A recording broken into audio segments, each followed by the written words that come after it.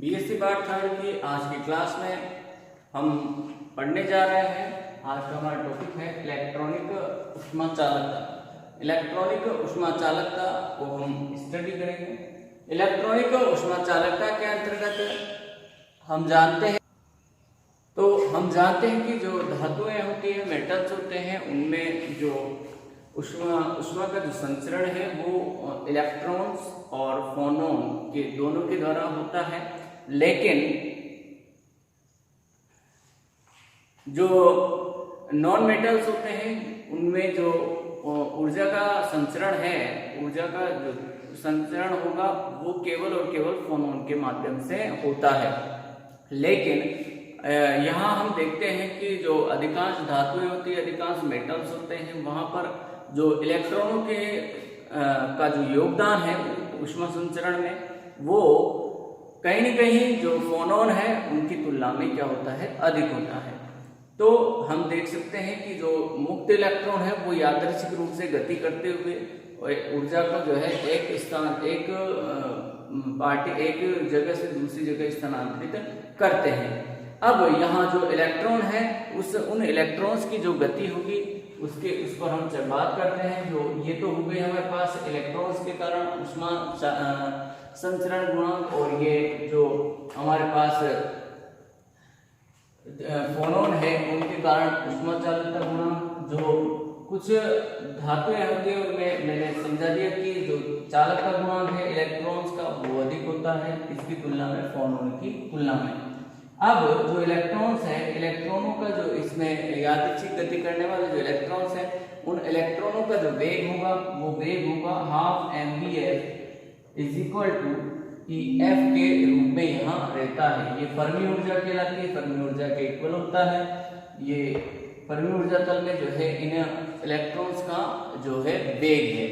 इसके बाद हम देखते हैं कि जो मुक्त इलेक्ट्रॉनों के द्वारा ऊष्मा का जो संचरण है, मुक्त जो इलेक्ट्रॉन, हम जानते हैं कि जो मुक्त इलेक्ट्रॉन होंगे उन्हीं के द्वारा जो है संचरण किया जाता है एक स्थान से दूसरे स्थान पर। तो यहाँ जो मुक्त इलेक्ट्रॉन है, मुक्त इलेक्ट्रॉन द्वारा ऊष्मा संचरण के लिए ऊष्मा चालकता गुणांक निम्न जो फॉर्मूला है, इस फॉर्मूले के अकॉर्डिंग हम जो है ऊष्मा चालकता गुणांक को फाइंड आउट करते हैं। तो यहाँ देख सकते हैं कि जो के इलेक्ट्रॉन यानी कि इलेक्ट्रॉन का जो ऊष्मा चालकता गुणांक है उसका जो फॉर्मूला है वो है 1/3 CV electronic VF lambda F के रूप में, यानी कि ये सब फर्मी ऊर्जा तल के रूप में हम बात कर रहे हैं। तो जो CV इलेक्ट्रॉनिक यानी कि जो विशिष्ट ऊष्मा है, इलेक्ट्रॉनिक विशिष्ट ऊष्मा यानी कि इलेक्ट्रॉन के कारण जो विशिष्ट ऊष्मा होगी वो है CV is equal to 1/2 n π² के रूप में। यहाँ EF को मैं बार बार बता रहा हूँ आप लोगों को, ये फर्मी ऊर्जा कहलाती है। अब ये जो इक्वेशन है हमारे पास, इक्वेशन नंबर 3, इस इक्वेशन नंबर 3 से हम वैल्यू पुट करेंगे हम इक्वेशन नंबर 2 में। तो इक्वेशन नंबर 3 से इक्वेशन नंबर 2 में वैल्यू पुट कीजिए। तो वैल्यू पुट करने पर हम देख सकते हैं यहाँ पर कि के इलेक्ट्रॉनिक यानी कि इलेक्ट्रॉन के कारण जो चालकता गुणांक है वो 1/2 n π² EF VF lambda F के रूप में यहाँ पर हमें फाइंड आउट होता है। तो EF जो कि वेग है, EF इज इक्वल टू हमारे पास जो है 1/2 mvf² के रूप में यहाँ रहता है। तो यहाँ से इसकी वैल्यू यहाँ पुट करते हैं, रखने पर हाफ से हाफ कैंसिल, एक VF से एक VF की पावर कैंसिल हो जाएगी, और जो हमारे पास फॉर्मूला आता है वो पद आता है इलेक्ट्रॉनिक ऊष्मा चालकता का, वो आता है ये 1/3 n π² लैम्ब्डा VF के रूप में। अब यहाँ जो लैम्ब्डा F/VF है इसको मैं तो F से के इक्वल लेकर के चलते हैं, लैम्ब्डा F/VF ये होता है। तो ये फॉर्मूला जो है कि electron is equal to 1/3 n π² F तो F अपॉन M के रूप में ये चेंज हो जाता है। तो यहाँ जो तो F है, तो हमारे को यहाँ देखने पर ऐसा लगता है, देखिए आप, ये तो F इंटू टी। तो यहाँ हम यदि इस इक्वेशन को देखें, इस फॉर्मूले को देखें, तो इस फॉर्मूले को देखने पर हमें ऐसा लगता है कि जैसे ये जो इलेक्ट्रॉनिक ऊष्मा चालकता गुणांक है, ये इस ताप टी के क्या होगा, सीधा सीधा समानुपाती होता है। लेकिन ऐसा नहीं होता है, ऐसा बिल्कुल नहीं होता है। उसके पीछे रीजन क्या है कि जो धातुएं हैं हमने ली है, तो धातुओं में जो लैम्बडा टो एफ हमने जो पद लिया है, टो एफ, ये tau F is proportional to 1/t, यानी कि टी के व्युत्क्रमानुपाती रहता है। तो जब ये टो एफ टी के व्युत्क्रमानुपाती है, तो इस कंडीशन में जो के इलेक्ट्रॉनिक है, यानी कि जो ऊष्मा चालकता गुणांक है, इलेक्ट्रॉन के कारण ऊष्मा चालकता गुणांक सीधा सीधा टी के समानुपाती कतई नहीं हो सकता। तो यहाँ हमें समझने वाला जो फैक्टर है वो ये है कि जो के इलेक्ट्रॉनिक है, यानी कि जो ऊष्मा चालकता गुणांक है इलेक्ट्रॉन के कारण, वो टी के समानुपाती नहीं रहता है। ये हमें ध्यान रखना है। कई कॉम्पिटिटिव एग्जाम्स में पूछा गया है और कई बार एग्जाम में भी पूछ लिया जाता है। तो इस बात का हमें ध्यान रखना है कि ये टी के समानुपाती नहीं रहता।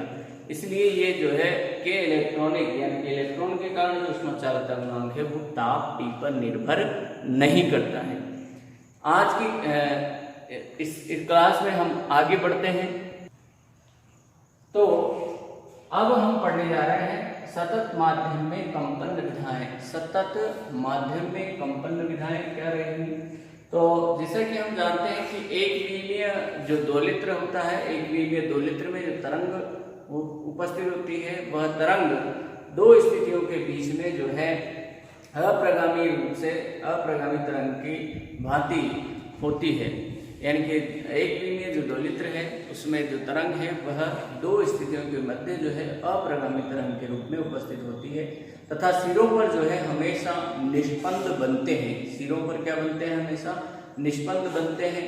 तो उस स्थिति में जो कंपन विधाओं उसकी जो कंपन विधाएं हैं, उनसे हम देखते हैं कि देख सकते हैं आप डायग्राम के अकॉर्डिंग, जो दो बिंदु हैं उनके बीच में जो एक तरंग बनेगी, वह तरंग इस तरह से अप्रगामी तरंग बनेगी और दोनों सिरों पर जो है हमेशा निष्पन्द बनेंगे। यहाँ 3 निष्पन्द बन रहे हैं, ठीक है।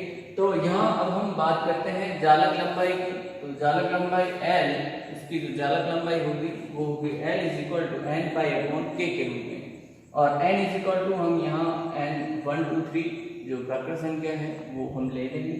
n = Lk/π, यहाँ से n की वैल्यू फाइंड आउट करेंगे। n = Lk/π के रूप में, यहाँ k जो है संचरण नियतांक रहता है। अब इस इक्वेशन को हम जो है 3 डायमेंशन त्रिविमीय रूप में बदलते हैं। तो त्रिविमीय रूप में जब हम इसको बदलेंगे, तो त्रिविमीय विस्तार करने पर nx = Lkx/π, इसी तरह ny = Lky/π, nz = Lkz/π के रूप में यहाँ हमें फाइंड आउट होता है। यहाँ nx, ny और nz जो है तीनों अक्षों के अनुदिश, x y z अक्षों के अनुदिश जो है उनकी कंपन विधाएं होती है।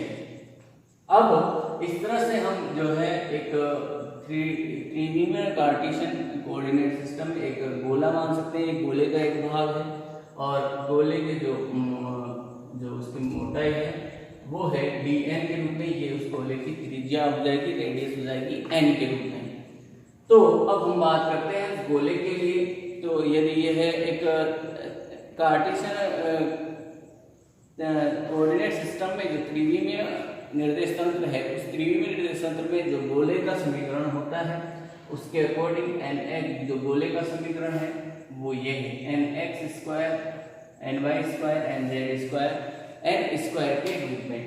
अब यहाँ जो n² है, इस n² की वैल्यू हम यहाँ n से वैल्यू यहाँ रखेंगे तो N X square plus N Y square plus N Z square is equal to K L pi का होल स्क्वायर। ये हमने अब चूंकि हम जानते हैं जो संचरण नियतांक के होता है वह ओमेगा अपॉन बी का अनुपात के रूप में रहता है। यहाँ ओमेगा तो इस तरंग की आवृत्ति और जो बी है वो तरंग का वेग कहलाता है। तो यहाँ से इनकी वैल्यू रखें तो एन एक्स का स्क्वायर प्लस एन वाई का स्क्वायर प्लस एन जेड का square is equal to L square omega square pi square B square यहाँ पर हमारे को फाइंड आउट होता है।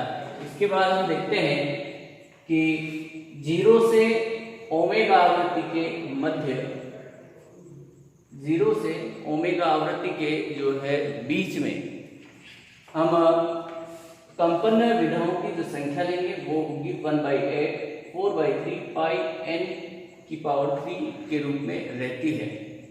अब हम इसको यदि रेडियस की बात करें, रेडियस को मैं पहले बता चुका हूं कि जो त्रिविम में जो गोला है इसकी जो रेडियस लेकर के चल रहे हैं वो है कि r इज इक्वल टू n के रूप में। ओमेगा व omega plus D omega plus में जो कंपन विधाओं की संख्या होगी वो लेंगे हम इक्वेशन नंबर 3 से। तो जो कंपन विधाओं की संख्या हम लेकर के चलेंगे यानी कि ओमेगा और ओमेगा प्लस डी ओमेगा के बीच में जो कंपन विधाओं की संख्या होगी वो इक्वेशन नंबर 3 के हम आउटवर्ड से फाइंड आउट करते हैं। तो Z omega D omega is equal to 3/8 4/3 pi n square D N के रूप में हमें फाइंड आउट होती है। तो यहाँ हम इसको कैलकुलेट करेंगे तो z omega D omega is equal to 1/2 pi n square D N. तो यहाँ हम n स्क्वायर की वैल्यू रखते हैं, n स्क्वायर की n की वैल्यू रखेंगे तो n is equal to l omega upon pi v हमारे पास बनता है। तो हमने इसकी वैल्यू यहाँ रखी है। तो यहाँ हमने n की वैल्यू रख दी l omega upon pi v का स्क्वायर बनेगा। इसको जब हम यहाँ पर भी n की वैल्यू रखेंगे और इसको कैलकुलेट करते हैं तो z omega D omega is equal to pi by 2 l की पावर 3 ओमेगा की पावर 2 पाई की पावर 3 v की power 3 D omega find out होता है। इसको आगे सिंप्लीफाई करें तो z omega D omega is equal to z omega D omega is equal to हमें फाइंड आउट होगा पाई बाय 2 यानी कि v इसको हम जो है इस रूप में लेंगे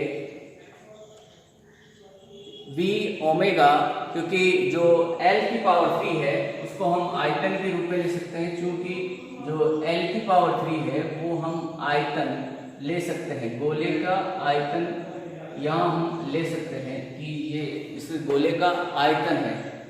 सो z omega D omega is equal to pi by 2 v की power 3 omega square upon pi की पावर 3 v की पावर 3 डी ओमेगा। इस रूप में हम इसको यहाँ पर लेते हैं तो यहाँ हमारे पास ये वैल्यू आएगी। तो यहाँ हम v की पावर जो है यहाँ 3 ये हमारे पास जो है ये तो होगा हमारे पास आयतन, v की पावर 3 हमारे पास आयतन होगा। तो यहाँ l की पावर 3 था हम उसको आयतन v से रिप्लेस कर रहे हैं। तो पाई by 2 v omega square upon pi की पावर 3 v की पावर 3 डी ओमेगा के रूप में हमें यहाँ फाइंड आउट होता है। ये जो समीकरण है यह सतत माध्यम में कंपन विधाओं की संख्या को व्यक्त करती है। यह जो इक्वेशन हमने फाइंड आउट किया है यह सतत माध्यम में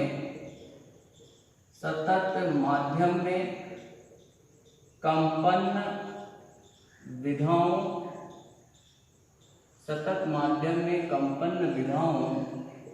की संख्या को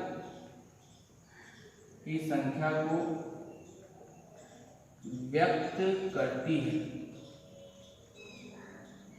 सतत माध्यम में कंपन विधाओं की संख्या को ये क्या करती है, हमारे को रिप्रेजेंट करती है। तो ये हमने जो है यूनिट सेकंड के सभी जो टॉपिक्स थे हमारे सिलेबस के अकॉर्डिंग, वो हमने यहाँ यूनिट सेकंड के टॉपिक्स डिस्कस किए। अब हमारी जो नेक्स्ट क्लास रहेगी, उस नेक्स्ट क्लास में हम नेक्स्ट यूनिट थर्ड को लेकर के चलेंगे। आज की क्लास में इतना ही। Thank you all of student.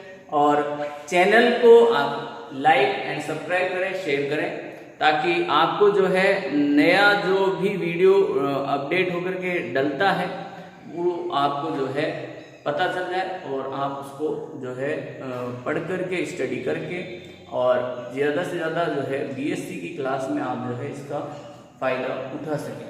तो चैनल को जो है लाइक एंड सब्सक्राइब करें। Thank you all of students.